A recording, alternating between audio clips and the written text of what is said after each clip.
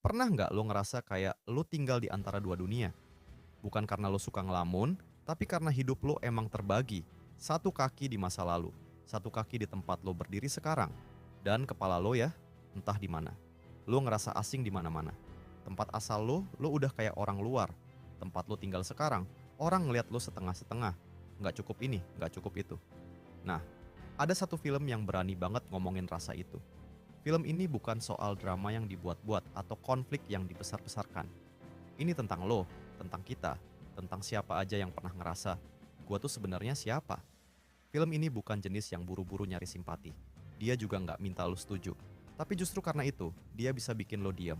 Diam bukan karena bingung, tapi karena lo ngerasa, iya ya, ini tuh deket banget. Kisahnya tentang seorang pemuda, namanya Sofiane. Lahir dari keluarga diplomat, pernah tinggal di luar negeri, sekarang hidupnya ngegantung di Prancis. Bukan karena dia kriminal atau bikin onar, tapi karena statusnya sebagai imigran tiba-tiba dipertanyakan. Di negeri yang katanya demokratis dan menjunjung hak asasi, ternyata belonging itu nggak sesederhana punya kartu identitas. Untuk bertahan, dia kerja di tempat yang nggak semua orang mau. Rumah duka muslim. Tempat di mana hidup dan mati saling sapa tiap hari. Dan dari situ, pelan-pelan, dia mulai kenal sama dirinya sendiri. Bukan karena dia pengen, tapi karena hidup maksa dia buat lihat ke cermin. Tanpa bisa ngelak. Tapi, jangan salah. Ini bukan cerita yang berat sebelah. Film ini justru punya cara sendiri buat ngomongin hal-hal rumit tanpa ngebikin lo kewalahan. Nggak ada ceramah, nggak ada adegan dibuat-buat, tapi atmosfernya kuat. Cukup kuat buat bikin lo kepikiran, bahkan setelah filmnya kelar. Yang paling kerasa dari film ini adalah keberaniannya. Keberanian untuk jujur. Soal budaya, soal identitas, soal bagaimana rasanya jadi minoritas di negeri orang. Bukan dalam bentuk slogan atau kutipan puitis, tapi dalam bahasa tubuh, dalam percakapan kecil, dalam tatapan yang kosong tapi penuh beban. Sofiane bukan pahlawan, tapi justru itu yang bikin dia nyata. Dia nggak sempurna, kadang ngelawan, kadang ngelak, kadang nggak tahu harus ngapain. Tapi bukankah itu manusia? Dan yang bikin makin berkesan adalah latar yang dipilih. Rumah duka. Tempat yang biasanya dijauhkan dari layar lebar. Tapi di sini justru jadi panggung utama. Bukan untuk serem-sereman, tapi sebagai ruang kontemplasi. Tempat orang terakhir kali diurus, diantar, didoakan. Di tengah semua itu, justru lahir pelajaran hidup. Ironis ya, film ini juga nggak takut ngomongin agama. Tapi nggak dengan cara menggurui atau menghakimi. Dia hadirkan ritual-ritual Islam dengan rasa hormat. Walau di beberapa bagian memang ada penonton yang ngerasa kurang akurat.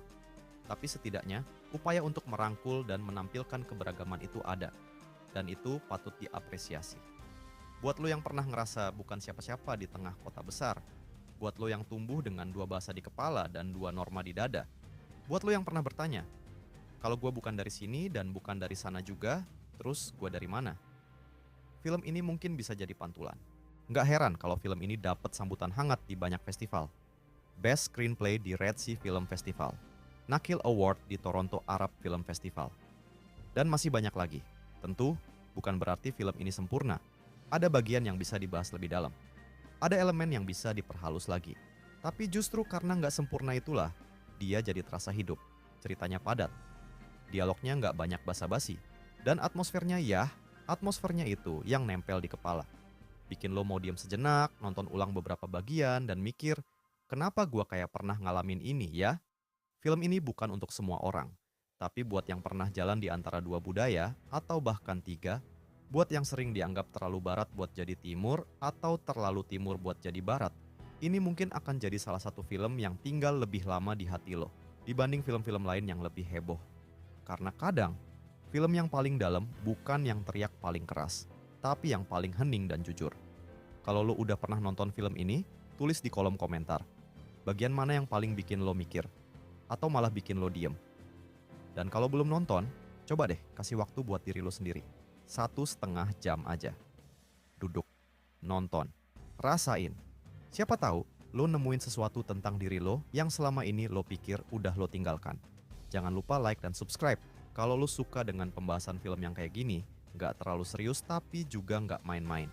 Kita akan terus bahas film-film yang bukan cuma tayang, tapi juga tinggal. Sampai ketemu di video berikutnya. Stay curious, stay human.